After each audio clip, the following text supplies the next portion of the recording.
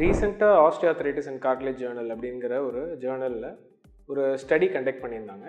அதில் ஆல்மோஸ்ட் ஒரு 300 young patients 30லேருந்து 33 வயசுக்குள்ளே இருக்கிற பேஷண்ட்ஸு எம்ஆர்ஐ எடுத்த ஸ்கேனில் என்னென்ன மாதிரியாக அவங்க முட்டில் சேஞ்சஸ் இருக்குது அப்படிங்கிறத ஸ்ட்ரக்சரெல்லாம் அனலைஸ் பண்ணியிருக்காங்க. அதில் என்ன அவங்க அப்சர்வ் பண்ணது அப்படின்னா, சிம்டம்ஸே இல்லாமல் வேறு ஏதோ ஒரு காரணத்துக்காக முட்டுடைய ஸ்கேன் எடுக்கிறவங்களுக்கு கூட கார்ட்லேஜ் டேமேஜ் ஆல்மோஸ்ட் ஒரு 60% ஆஃப் த பீப்புள் இந்த யங் ஏஜே இருக்குது அப்படிங்கிறத கண்டுபிடிச்சிருக்காங்க.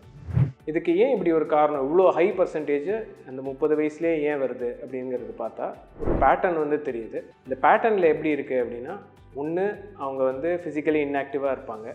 அப்படியே ஃபிசிக்கல் ஆக்டிவிட்டீஸ் இருக்குது அப்படின்னா வாரத்தில் திடீர்னு ஒரு நாள் போய் கிரிக்கெட் விளையாடுறது இல்லை ஃபுட்பால் விளையாடுறது, இந்த மாதிரி திடீர்னு ஒன்று பண்ணுவாங்க, அப்புறம் கொஞ்ச நாள் பண்ணாமல் இருப்பாங்க.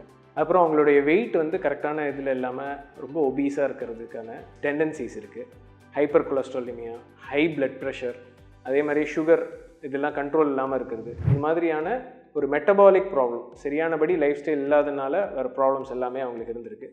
அண்ட் சர்டைன் பீப்புளுக்கு அவங்களுடைய மதர் அண்ட் ஃபாதருக்கு முட்டு வலி ஏற்பட்டிருக்கு அப்படிங்கிற மாதிரி ஜெனட்டிக் ஃபேக்டர்ஸ் வந்துருக்கு.